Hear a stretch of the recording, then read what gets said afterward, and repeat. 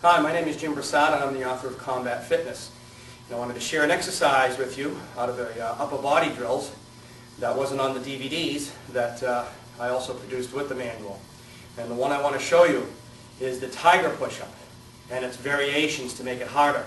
This is an excellent way to get a lot of girth on your shoulders as you keep practicing it. All right? And it'll build yourself up to the infamous handstand push-up that is the ultimate goal to reach from this stage. So it's very simple. You're just going to keep your feet at a natural width. You're going to go down, try to get pointing to the ground with your head as much as possible. And all you're going to do is begin to do push-ups. And you'll see that the shoulder, or you'll feel the shoulder giving you most of the work.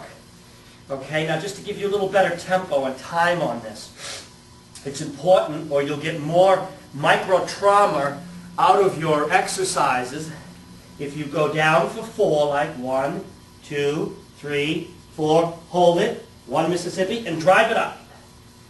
1, 2, 3, 4, hold it for 1, drive it up. Okay? You can crack off 75 of those.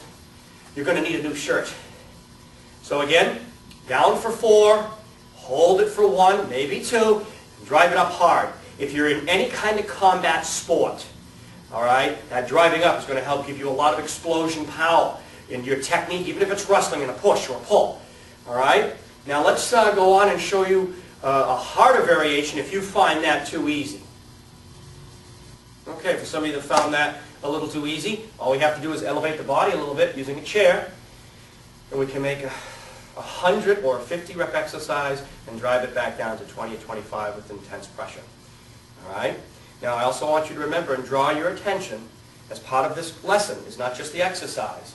The more important part is the timing that I'm introducing to you. All right? Okay, so we'll go back again and show you that. But this time the feet are elevated to put more weight on the arms. Okay, we go down for 4. 1, 2, 3, 4. Hold it for 1 Mississippi. Drive it up. 1, 2, 3, 4. 1. Drive. 1, 2, 3, 4. Drive.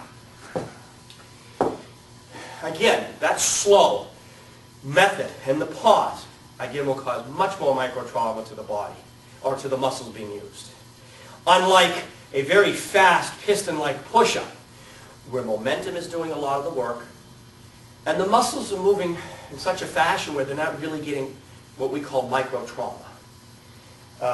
One of my top black belts who easily can do 50 to 100 push-ups non-stop, when I introduced this method, at 15 he was spent.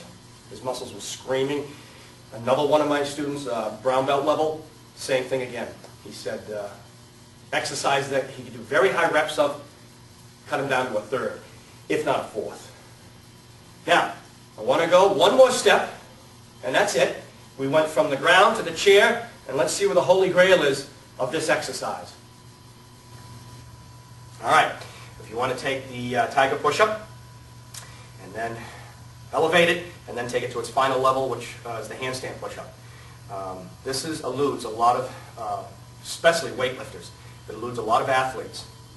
This one exercise, I can tell you from personal experience, when I mastered it, I've seen about a 10 to 20% increase in almost all my other exercises, including weights, which I do a little on the side, by the way. I'm not against them completely.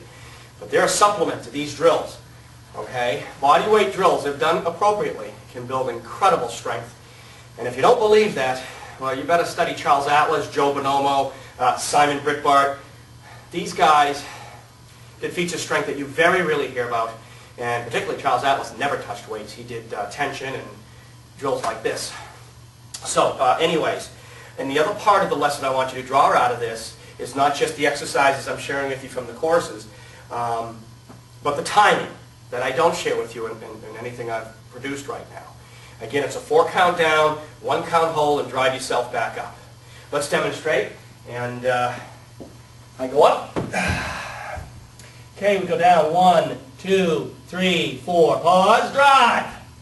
Can we drive so far and so hard up on that? 1, 2, 3, 4. 1 Mississippi, drive.